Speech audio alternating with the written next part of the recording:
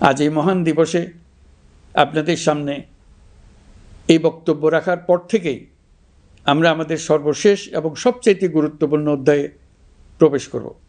আমরা এবার একটা নির্বাচিত সরকারের কাছে দায়িত্ব হস্তান্তরের প্রক্রিয়া শুরু করব। অন্তর্বর্তী সরকারের পক্ষ থেকে আমি প্রধান নির্বাচন কমিশনারের কাছে চিঠি পাঠাবো যেন নির্বাচন কমিশন আগামী রমজানের আগে 2026 সালের ফেব্রুয়ারি মাসে জাতীয় নির্বাচন অনুষ্ঠানের আয়োজন করেন। আপনারা সকলেই দোয়া করবেন যেন সুন্দরভাবে নির্বাচন অনুষ্ঠান করে এদেশের সকল নাগরিক একটি নতুন বাংলাদেশ গড়ার কাজে সফলভাবে এগিয়ে যেতে পারে। আমরা সরকারের পক্ষ থেকে এই নির্বাচন যাতে সুষ্ঠু, শান্তিপূর্ণ এবং উৎসবমুখরভাবে সম্পন্ন করা যায় সেই জন্য সকল প্রকার সাহায্য সহযোগিতা প্রদান করব। এবারের নির্বাচন যেন আনন্দ উৎসবের দিক থেকে, শান্তি শৃঙ্খলার দিক থেকে, ভোটার উপস্থিতির দিক থেকে, সৌহার্দ্য ও আন্তরিকতার দিক থেকে দেশের ইতিহাসে স্মরণীয় হয়ে থাকে। সেই জন্য সকল আয়োজন সম্পন্ন করতে আগামীকাল থেকে আমরা সকলেই মানসিক প্রস্তুতি ও প্রাতিষ্ঠানিক আয়োজন শুরু করব। নির্বাচনে ভোটারদের সম্পর্কে দুই একটা কথা বলতে চাই।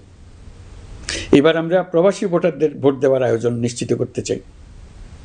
অর্থনৈতিক দিক থেকে সম্পূর্ণ বিধ্বস্ত বাংলাদেশ যে আবার দ্রুত ঘুরে দাঁড়াতে পেরেছে তার বড় কারণ হলো আমাদের রেমিটেন্স যোদ্ধাদের ঐতিহাসিক অবদান।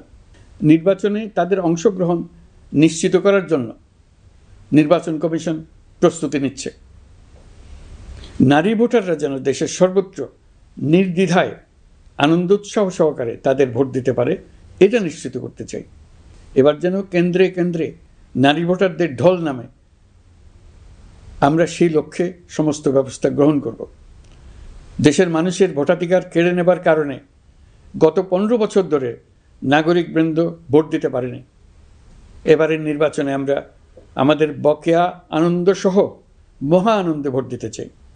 এবারের নির্বাচনে জীবনে প্রথমবার ভোট দিতে যাবে এরকম ভোটাররা নানা উৎসবের মধ্য দিয়ে ভোট কেন্দ্রে যাবে, তাদের এই দিনটি স্মরণীয় করে রাখার জন্য।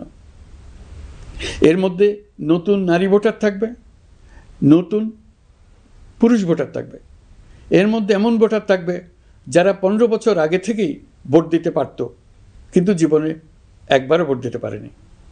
এর মধ্যে আসবে যারা 10 বছর আগে, 5 বছর আগে ভোট দিতে পারত কিন্তু পারেনি। আর আসবে ভাগ্যবান ও ভাগ্যবতীর দল যারা এই প্রথমবার ভোটার হওয়ার যোগ্যতা লাভ করলো এবং সঙ্গে সঙ্গে ভোট দেওয়ার সুযোগও পেয়ে গেল। নির্বাচনের দিনকে আমরা ঈদের উৎসবের মতো করতে চাই। এবারের ভোটের আনন্দ থাকবে সবার মধ্যে।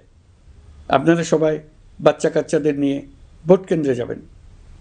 নাগরিক অধিকার প্রয়োগের মহা আনন্দ পরবর্তী বংশধরদের কাছে তুলে ধরার জন্য এখন থেকে প্রতিদিন আলাপ আলোচনা করুন। আপনার এলাকায় ভোটদান ব্যবস্থা কেমন হলে সুন্দর হয়, কেমন হলে আনন্দমুখর হয় সেটা আগে থেকে ঠিক করার জন্য নতুন বাংলাদেশ গড়ার কাজের ভিত্তি রচনা হবে এবারের নির্বাচনে। তার জন্য প্রস্তুতি নিন।